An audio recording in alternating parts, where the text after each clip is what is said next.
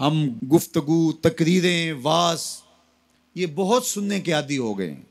अपने समेत मैं सब की बात कर रहा हूँ, लेकिन अमल के हम खूगर नहीं हैं। अमल से जिंदगी बनती है, जन्नत भी जहन्नुम भी। ये खाकी अपनी फितरत में न नूरी है न नारी। तो अमल ही नहीं करेंगे तो जितना मर्जी सीख लें।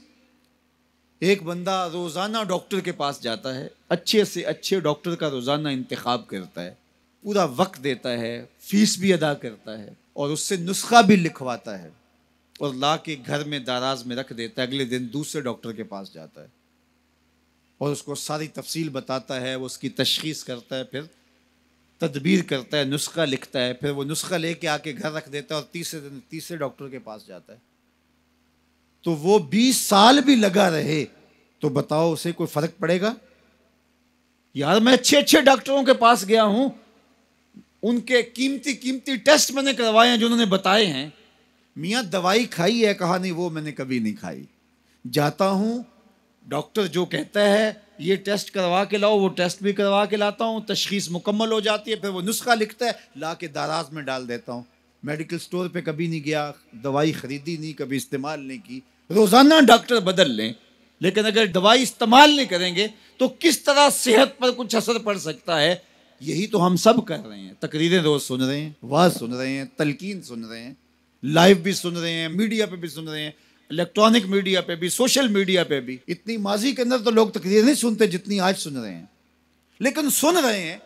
जिस तरह डॉक्टर से दवा लिखवा ली और ला के दराज में डाल दी, ये सारी चीजें हम सुन रहे हैं लेकिन कभी अमल की तरफ नहीं गए, तो जिंदगी 20 साल जिस तरह पहले थी आज भी उसी तरह है। और पूरी उम्मत का ये मिजाज बन गया है। लिहाजा उम्मत जहां 70 साल पहले खड़ी थी आज भी वहां खड़ी है, इसलिए कि हम नुस्खे अच्छे अच्छे लिखवाते हैं लेकिन कभी अमल नहीं किया।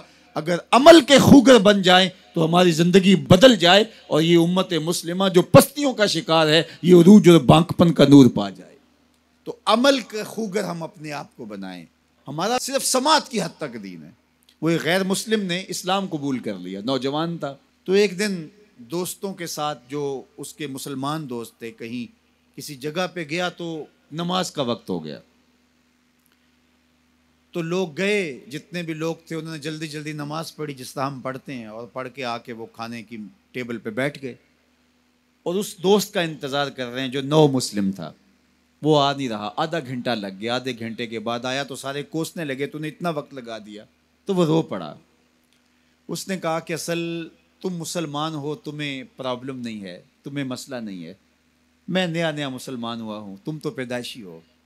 वो जो मैंने नमाज का सुना है कि बिल्कुल अपने आप को हाजिर करना है और इस तरह हाथ उठाने हैं, फिर काबतुल्लाह का तसव्वुर करना है और फिर पूरी तरह से जो ख्याल वसवसे आए हैं उनको झटकना है, यकसू होना है, फिर तसव्वुर करके हाथ बांधने।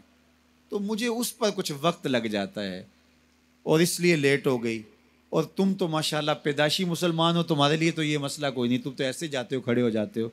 तो मैं नया नया मुसलमान हुआ हूँ, तो मेरे लिए 15-20 मिनट तो इस काम पे लगते हैं। तो वो बेचारे बड़े शर्मिंदे हुए कि हम तो नमाज भी पढ़ रहे होते हैं और दुकान का सौदा भी बेच रहे होते हैं। हम तो नमाज भी पढ़ रहे होते हैं, हमारा ख्याल कहीं और भटक रहा होता है। हमने कभी सोचा ही नहीं है कि हम इस तसव्वुर को पुख्ता कर लें। उसने भोले अंदाज से कहा और वो सच्चे दिल से कह रहा था, तुम पैदाइशी मुसलमान हो, तुम्हें तो मसला ही कोई नहीं है, जाते हो यूं खड़े हो जाते हो, लेकिन मुझे 10 मिनट 15 मिनट लगते हैं काबतुल्लाह का तसव्वुर सामने लाते हुए, ख्यालात को झटकते हुए। ये प्रैक्टिस है इस्लाम की। हम सिर्फ रस्मी मुसलमान हैं। इकबाल अलैहि रहमान ने जब शिकवा किया ना, तो शिकवे में एक बात ये भी कही कि वाइज़े कौम की वो पुख्ता ख्याली न रही, बरके तबई न रही, शोला मिकाली न रही, फलसफा रह गया, तलकीन ग़ज़ाली न रही, रह गई रस्म आज़ा रूह बिलाली न रही, मस्जिद मरसिया खां के नमाजी न रहे, यानी साहिब औसाफ वो हिजाजी न रहे। हमारी नमाजें, हमारी अज़ानें, हमारे अमल बस जुबान से ही हैं, रूह तक उतरे नहीं। दिल मोमिन है तेरा ना मेरा, तू भी नमाजी मैं भी नमाजी। जब तक इसको नहीं बदलेंगे, कहते हैं काबे गया गल नहीं मुक दीजिए, दिलो ना मकाइए। इसको मुसलमान करें, इसको दुरुस्त करें, अपने अमल को दुरुस्त करें।